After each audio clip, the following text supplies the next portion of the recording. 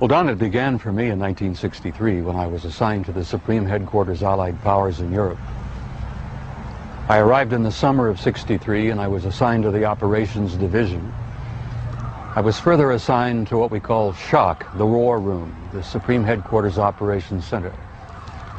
And at that time I was given a cosmic top secret clearance, which was and still is the highest level of security access that NATO has. When I was assigned to the War Room, I learned that a study had been initiated in 1961, and everybody was talking about it. They were gossiping about it. And the subject was UFOs, and that intrigued me a bit. When that study was concluded in 1964 and it was published, and I was still working in the War Room at that time, I had access to this document.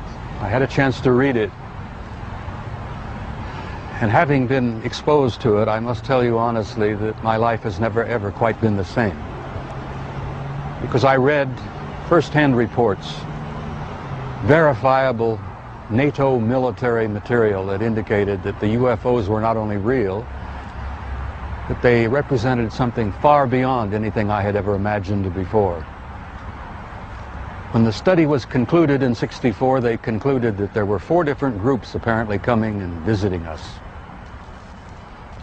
Out of those 4 different groups, one group looked exactly like we do, so much so that they could sit beside you in a restaurant or in an airplane or in a theater, and you'd never know. And that particular point bothered the military guys a lot. The point being that some of these people from somewhere could be walking up and down the corridors of SHAPE headquarters, or they could be walking up and down the corridors of the Pentagon. One day at lunch, a lieutenant colonel made the remark, he says, "Jesus, do you realize they could even be in the White House?" And there was a little forced laughter at that point, I remember, because a lot of us over the years have had some misgivings about the occupants of the White House. But the point I'm making is that the idea that aliens could be here in our midst bothered the military, because if you're not paranoid when you go into the service, you're certainly trained very quickly to be so. It's the nature of the military mind, I think, to be paranoid. But that was only part of the story. The SHAPE conclusions in '64 were that there were 4 groups that we knew of.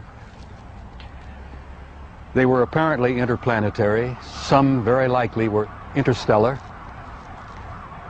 They even concluded that some of them could be intergalactic. When I retired in 1976, many of our military people knew at that point that we were not simply dealing with visitations from people from other planets or star systems. They had concluded by '76 that some of these visitors very well might be multidimensional in their source. The evidence that we had collected and the evidence that they had repeatedly demonstrated to us, and that's no accident. It became very clear after a time that there was a program or a process of some kind underway, that they had demonstrated over and over and over again that they apparently were able to manipulate matter and time. Now, this really shook up our scientists. There are a lot of new young scientists in particle physics today who talk about multiple dimensions. There's a brilliant young professor in New York by the name of Michio Kaku, who has written a brilliant book called Hyperspace, where they talk about 10 separate dimensions. I'm not enough of a physicist to try to explain to you what a dimension is, but the idea that there could be intelligences from somewhere else, from other dimensions, coming and going into our reality. It's been quite a shakeup in traditional science. I guess I speak out openly and bluntly about this because I feel so strongly about it.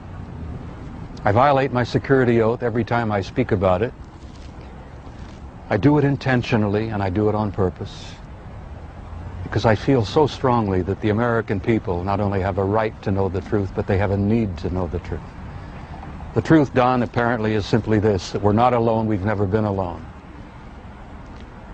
We are apparently part of an infinite universe filled with intelligent life.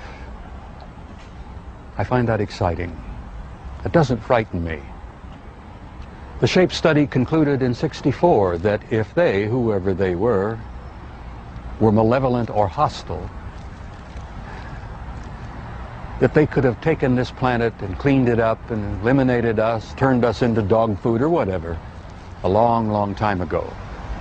That the historical evidence indicates that they've been with us a long time, and I've concluded that we had what I like to call an intimate interrelationship with at least one of those groups, the group that looks exactly like we do.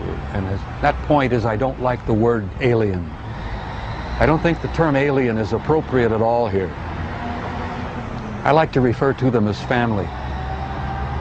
We're related to them. I think they had a hand in our being here. And I think the time has come where we're about to meet our extended family. It's going to be very soon. And the people are not ready. And one of the reasons I do speak out so bluntly and so openly is if in some small way I can help people get prepared for this. Because I believe that this reality, once we have accepted it and understood it and gone beyond the fear, will bring about an expansion of consciousness in the human race that will truly help us and prepare us to go out there and take our rightful place in that infinite community of life.